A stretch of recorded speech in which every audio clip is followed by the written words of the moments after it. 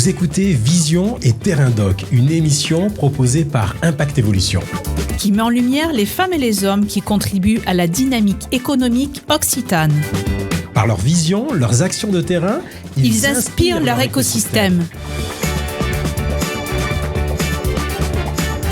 Alors aujourd'hui, dans Vision et Terrain Doc, on donne la parole à Rémi Postic, fondateur de Veille Consulting. Avec lui, on va parler d'une RSE ancrée dans le réel, pensée comme un levier de transformation concret, crédible et utile pour les entreprises.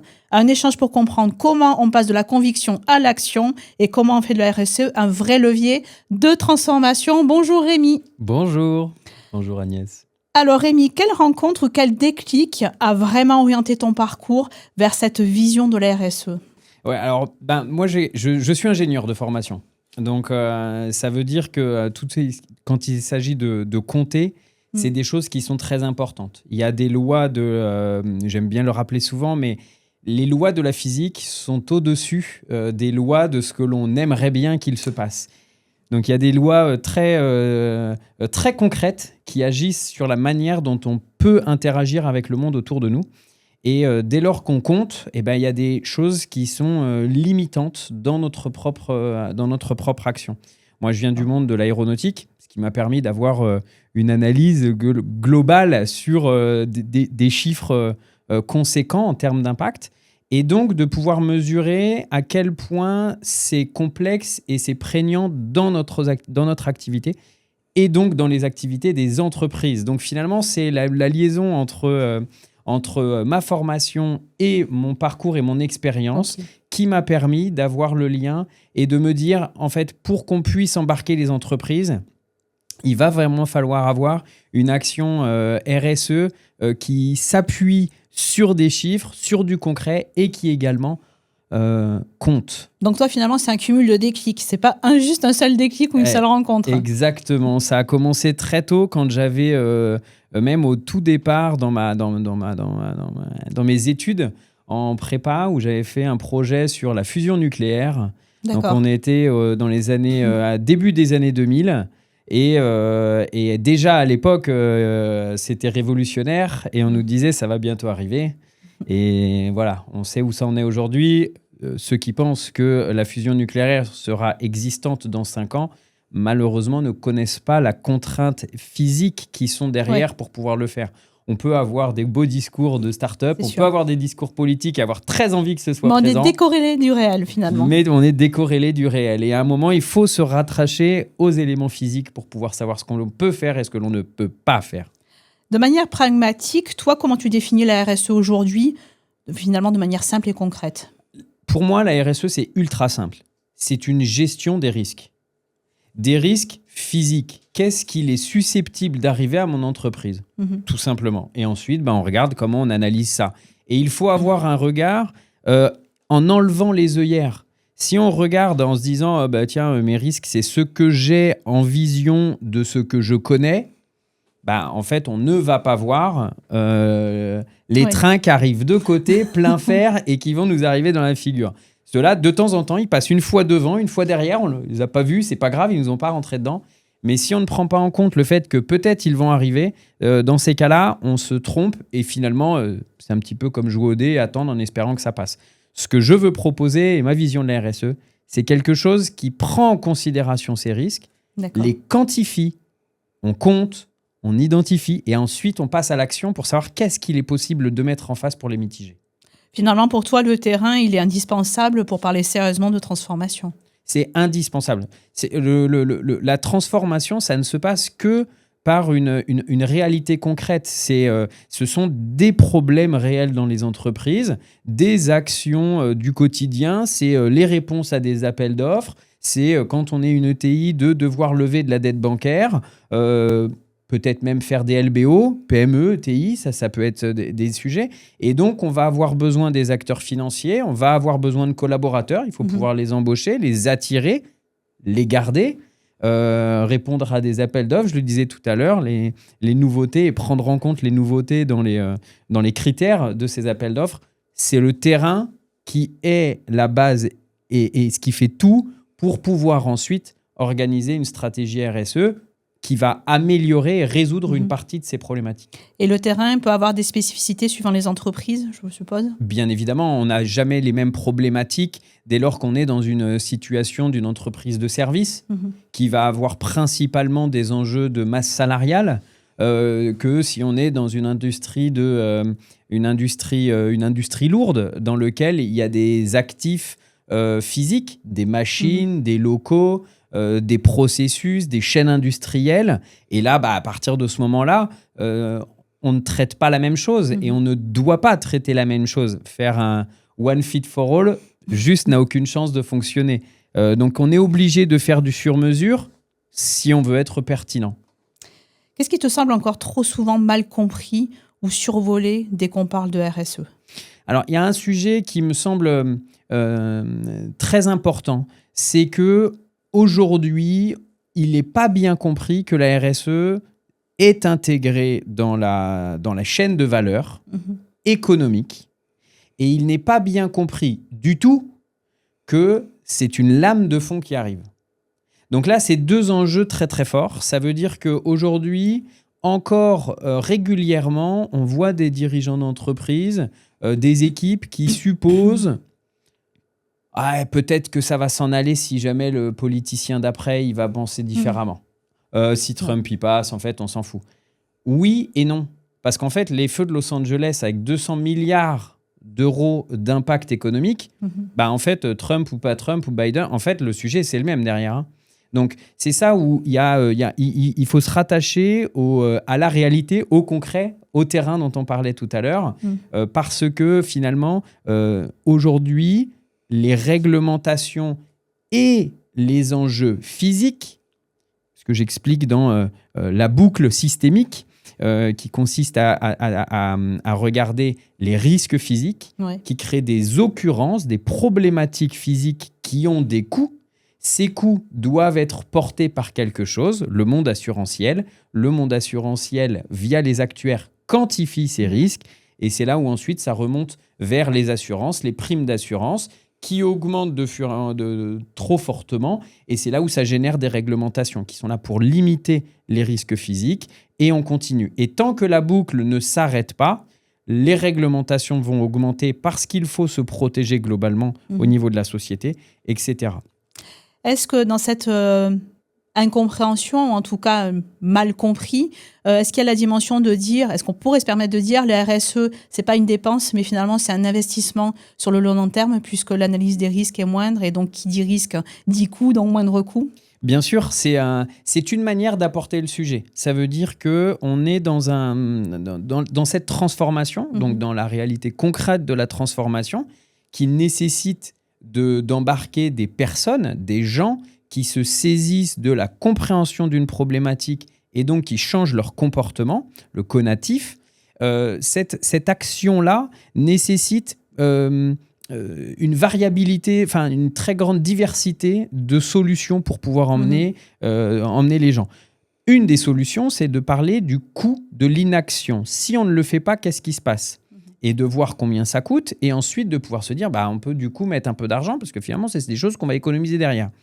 C'est quelque chose qui peut marcher avec une partie de la population. Néanmoins, on constate également, dans la pratique, que l'assurance, ça veut dire se couvrir d'un risque, on ne l'a pas encore vécu dans notre chair, et l'homme reste un être qui agit dépendamment de stimuli. Donc, dans les stimuli, il faut qu'il le perçoive avec ses sens, il faut qu'il le vive pour pouvoir ensuite passer à l'action. Or, se préparer à un risque qui n'est pas une occurrence a une difficulté intellectuelle pour pouvoir engager à l'action. C'est une des raisons pour lesquelles, dans ce cadre de ce prise en compte de l'inaction et de passer à l'action, Verae propose une solution complémentaire qui consiste à proposer un chemin d'action dans lequel les actions sont choisies de manière très spécifique et sur mesure, j'en parlais tout à l'heure, sur le terrain par rapport à des problématiques réelles, et qui va permettre de générer, au moment de la réalisation de l'action, des bénéfices économiques. Donc on est en train de faire la liaison entre le trait d'union de ce qui est à l'action aujourd'hui par l'entreprise et le besoin de faire avancer le système. Est-ce que, autre question dans la compréhension, justement, est-ce qu'il n'y a pas une logique de dire, finalement, les gros ont qu'à gérer sur des structures plus modestes, entre guillemets, on laisse faire parce que de toute façon, même si on fait ou on ne fait pas, ça ne changera pas grand-chose. Alors ça, c'est un biais, bien évidemment, où on se dit, nous, on n'est même pas 100 millions, les Chinois et les Américains, ils continuent, ils sont 1 milliard, au ratio de leur consommation, les Américains font beaucoup plus, et du coup, on n'a qu'à continuer à faire ce qu'on fait. C'est un biais auquel il ne faut pas oublier que... Alors, il y a plusieurs manières d'y répondre. Côté purement climatique, qui est une des problématiques, mais qui ne fait pas toutes les problématiques, mais qui en est une.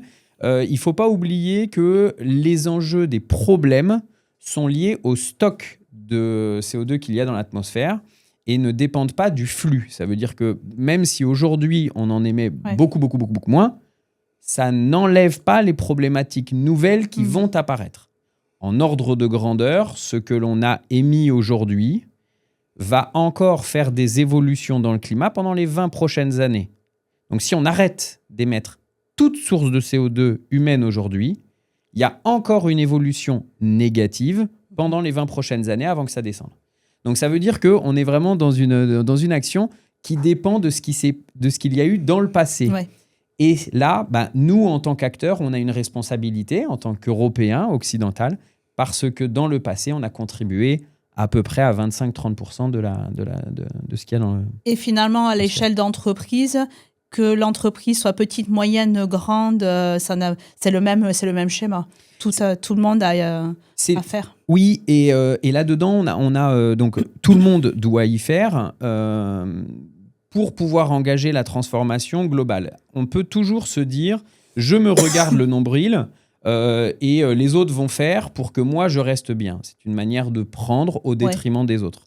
On a une autre manière de faire, c'est ce qui fait société. C'est à ce moment-là qu'une société s'organise, une démocratie, un vivre ensemble qui dit il va falloir que collectivement, on fasse des choix collectifs qui permettent à la collectivité d'avoir une continuité à l'intérieur de laquelle, moi, personnellement, je vais pouvoir y trouver mon bonheur.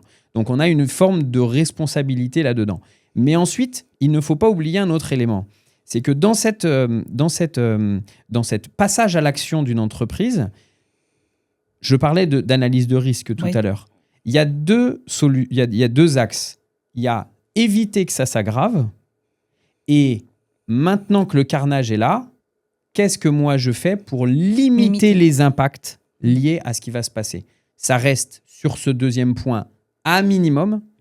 Il faut déjà comprendre les enjeux avant de pouvoir s'imaginer quels sont les axes de mitigation des risques qu'il va devoir faire. Alors, on parlait de notion d'incompréhension ou de mal compris sur la dimension RSE. Tu nous évoques la notion d'investissement et non de dépense. Est-ce que finalement, cette notion d'investissement n'est pas, non pas dans l'incompréhension, mais plutôt un frein de se dire que oui, à un moment donné, si on investit, c'est du financier, finalement, on n'y va pas. Alors ça, c'est un point mais vraiment crucial. Je te remercie de poser cette question parce qu'en fait, les entreprises ont des enjeux concrets, ont des obligations légales et donc il est impossible pour une entreprise de dépenser comme ça de l'argent sans avoir en face quelque chose à y mettre. Donc soit il y a de la réglementation. Et prenons un exemple concret d'un dirigeant salarié. Un dirigeant salarié, il est salarié, dirigeant, et il a un devoir de représenter et de faire exécuter pour le compte de l'actionnaire de l'entreprise. Il n'a pas la possibilité, lui, de faire un choix de conviction, de dépenser de l'argent pour la RSE, parce que c'est bien. Donc il a un devoir, quand il doit prendre des mesures, d'y mettre en face, en regard, quelque chose qui l'y contraint.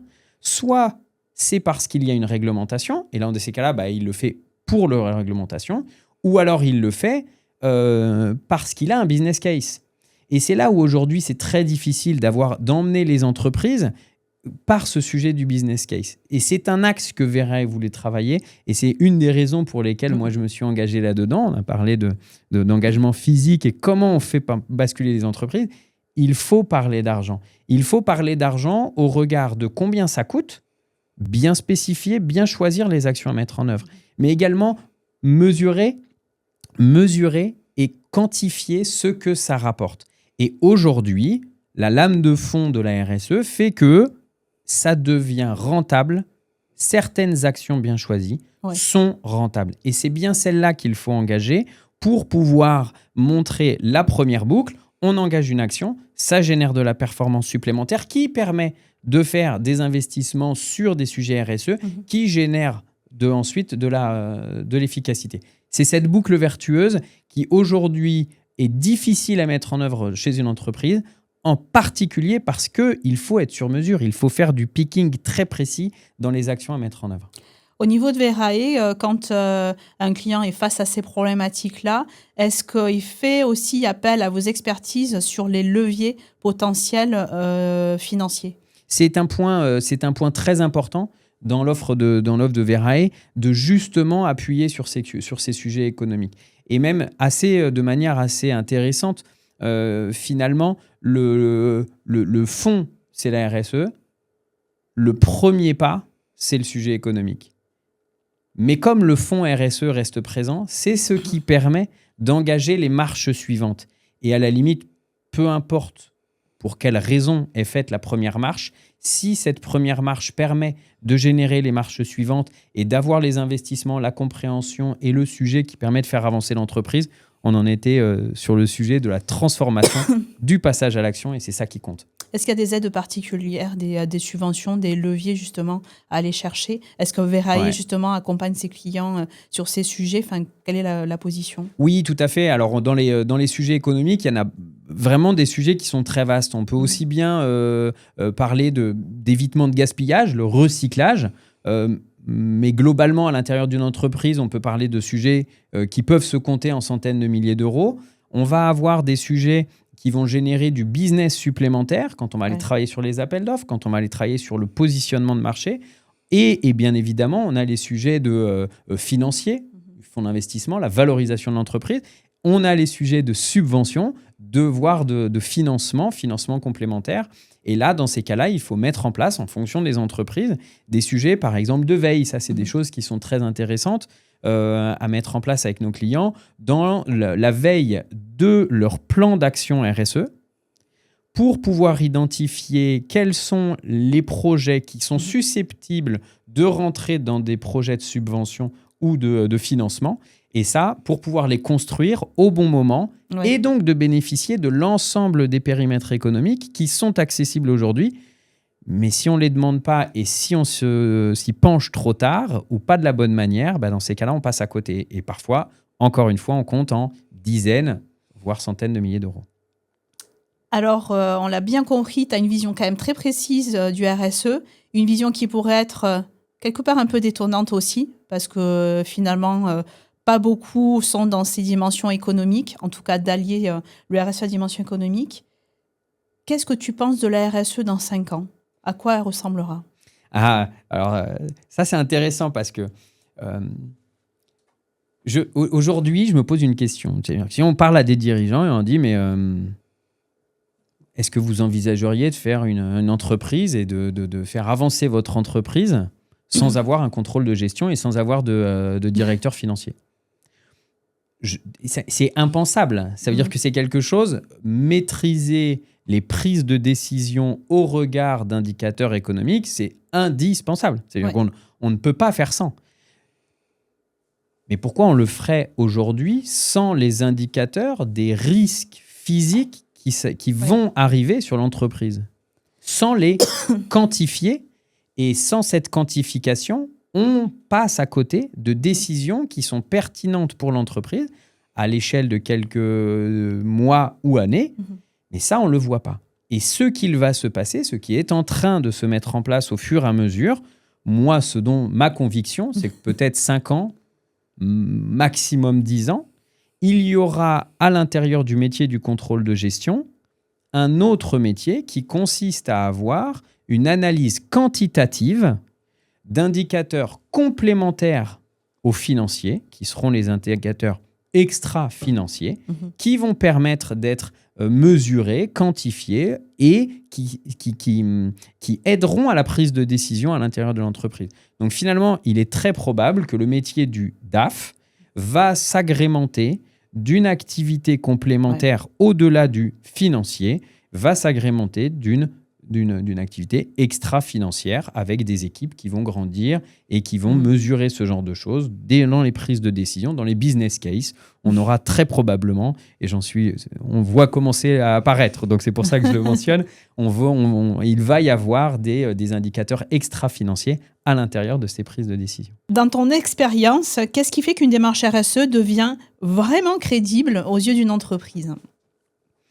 Je pense qu'on en a abordé plusieurs fois ce point-là, mais ce qui fait qu'une entreprise est susceptible de se dire c'est une démarche qui a du sens, dans laquelle elle peut s'inscrire, c'est une démarche qui doit être associée à des réalités concrètes de terrain de cette entreprise-là de manière spécifique. Si on lui dit il faut faire une analyse biodiversité parce qu'il faut en le faire, s'il faut parce qu'il faut faire, si c'est réglementaire, il faut publier parce que c'est obligatoire, on va avoir énormément de mal à embarquer les entreprises dans l'engagement n'a rien à voir.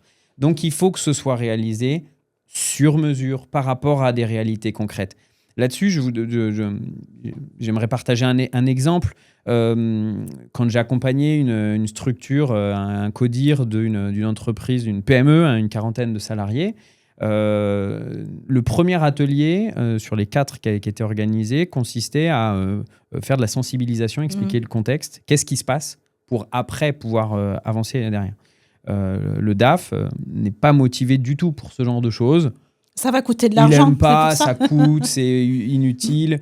J'aime bien la viande, les voitures. Enfin voilà, je comprends pas à quoi ça sert. Donc, j'ai pas envie. Et ça, c'est compréhensible, en fait. Et si quelqu'un vient lui dire, bah si, parce que tu dois le faire, tu as une responsabilité pour tes enfants. Bon, là, c'est très, très limite comme manière de l'engager. Donc, en fait, dans l'atelier, en une heure et demie, moi, je lui ai parlé risque physique, quelle réalité pour son entreprise, quels sont les impacts et dans quelle mesure il y contribue à ces risques. Et quand on a développé et travaillé ces sujets-là jusqu'à la réalité concrète de son entreprise, en parlant ces mots, je parle de BE, je vais parler de levée de fonds, levée de dette, oui, là, ça de parle compte bien, de là. résultats, je vais lui dire quelles sont tes charges, voilà. Et ben à ce moment-là, et on n'avait pas encore parlé de stratégie, mais ne serait-ce que de présenter le sujet, c'est ça qu'on va faire. On va travailler sur comment on va résoudre et améliorer cette manière de gérer dans ce cadre-là. Et bien là, on commence à avoir des motivations et une vraie stratégie doit être spécifique, adaptée à la réalité de l'entreprise, concrète sur ses problématiques réelles du moment et terrain. Réalité d'entreprise est finalement presque réalité, tout un chacun en fonction de sa mission et de son poste au sein de l'entreprise. Exactement. Et après, bien évidemment, ça se décline juste derrière. Ça doit être fait ensuite à l'échelle de la personne et du service qui est concerné. Si on travaille avec un service des ressources humaines, on ne va pas aborder les mêmes problématiques que si on est en train de travailler à discuter et décliner des sujets du responsable logistique ou du responsable des usines. Donc, les sujets doivent être adaptés. On doit parler les mots des gens qui sont en responsabilité, qui ont des capacités d'action pour qu'ils puissent se saisir d'actions à leur échelle. Et finalement, c'est bien le cumul de toutes ces actions progressives dans le temps qui permet de faire une vraie stratégie RSE. L'enjeu, il n'est pas d'avoir « je suis certifié RSE ». Ça n'existe pas. Par conception, ce n'est qu'un chemin. Donc, ce chemin doit... ce qui fait un bon chemin, c'est la vitesse avec laquelle l'entreprise avance sur ce chemin. Donc, on doit décliner chez tout le monde un petit peu, l'année d'après, un petit peu plus, consolider les expertises et les habitudes pour que ce chemin, finalement, continue d'avancer. Mesurer peut-être aussi ? Bien évidemment, c'est indispensable. Alors, il y a un autre sujet, c'est l'IA. L'IA, les nouveaux outils qui changent finalement pas mal de choses dans les métiers du conseil. Qu'est-ce qu'ils apportent, selon toi, à la RSE, à la manière de la rendre plus efficace, peut-être ? Alors, il y a plusieurs degrés sur ce sujet de l'IA. Je pense que, notamment, quand il est question d'écrire des rapports, par exemple, pour des ingénieurs qui vont compter et savoir ce qui se passe à droite et à gauche. Le fait d'avoir une capacité, une simplification à rédiger des rapports pour que ce soit bien écrit, compréhensible. Là, c'est une évidente plus-value d'avoir ce genre de choses. Bien évidemment, il faut vérifier. Oui, ça, c'est sûr. C'est indispensable. C'est bien de le rappeler, toutefois. C'est bien de le rappeler, mais néanmoins, voilà, c'est un sujet important. Il y a du vrai plus à ce genre de solution. On gagne beaucoup de temps dans les rédactions, on gagne beaucoup de temps dans la création de rapports, de présentations. On peut gagner du temps là-dessus. Finalement, là, il n'y a pas de valeur ajoutée puisque le contenu même est déjà dans les têtes plus ou moins écrits. Exactement, juste derrière, ça doit libérer du temps pour passer dans la transformation. Ça veut dire que ce qui reste difficile à exécuter, et donc qui ne pourra être fait que par des humains, c'est la transformation. C'est passer du mode cognitif, je comprends, à cognitif, je fais. Je passe à l'action. Et donc, c'est là où l'humain, aujourd'hui, reste indispensable. Donc, les équipes internes ont tout intérêt à se focaliser sur cet axe-là, parce que c'est de l'humain, c'est du stimuli, j'en parlais tout à l'heure, pour pouvoir faire avancer les sujets. Alors maintenant, tu vas peut-être nous partager une anecdote de terrain ou alors un moment marquant qui illustre bien ta vision ou la réalité de ton métier. Alors, je pense que un vrai exemple qui m'a bouleversé, j'ai commencé à en parler tout à l'heure, c'est ce DAF avec qui on a discuté, qui était opposant à ce sujet-là, et finalement, une durée courte, en travaillant sur les bons axes de discussion et de présentation, est devenu, alors je le raconte, mais c'est toujours très, très intéressant, j'aimerais que ce soit lui qui puisse l'expliquer, mais en fin de réunion, quand j'ai demandé qu'elle ait un feedback de ce qu'ils avaient pensé, et notamment lui, il m'a expliqué que il s'est retourné, il a dit bon, nous on faisait pas de la RSE, mais ça c'est de la RSE. Donc maintenant on va faire de la RSE. Il est devenu moteur finalement. Il s'est retourné vers ses collègues et il a dit bon, et d'ailleurs ça pourrait être intéressant qu'on fasse une charte RSE. Ce à quoi ses collègues se sont retournés. On dit mais tout va bien. Est-ce que tu es sûr que tout va bien? Voilà, pour montrer en fait qu'il est possible de passer à l'action. C'est des choses faisables. Ça nécessite... L'IA a des avantages, mais ne saura pas faire ce genre de choses. Il faut parler, il faut expliquer, il faut comprendre, faire du sur-mesure et parler avec des gens sur leur réalité de leur quotidien. Et là, on peut commencer à engager. Donc, ce qui compte pour moi, c'est vraiment de savoir à quel point une entreprise passe à l'action. À quel moment elle se dit, je mets des ruches sur le toit et je fais le tri des papiers et je demande aux gens d'éteindre la lumière, vers une situation dans laquelle ils font ça, mais en plus, ils font attention à la nourriture qui est mise dans la cantine, ils font attention aux bâtiments qu'ils utilisent, ils font attention à la manière dont ils vont faire leurs investissements futurs et leurs actifs, quels sont les clients qu'ils choisissent et les secteurs qu'ils choisissent de développer et comment ils choisissent leur chaîne de fournisseurs. En bref, c'est regarder de manière globale, au fur et à mesure, en avançant en permanence. Ça, il y en a pour quelques années, ce serait faux de dire ça. On parle plutôt de l'ordre de la décennie pendant lequel on va continuer d'avancer. Finalement, on priorise au fur et à mesure, et puis parce qu'on ne peut pas tout faire en même temps non plus. Impossible. On ne peut pas tout faire. Je pense que c'est un élément qui est important de le rappeler aujourd'hui. On a l'habitude sur ces sujets qualité, dans lesquels la qualité est en l'initiative de ce genre de réflexion, notamment dans les années 2000, c'était plutôt la qualité, années 2010, plutôt la RSE qui s'est développée au fur et à mesure. Et on a l'habitude avec la qualité de se dire « je suis certifié ».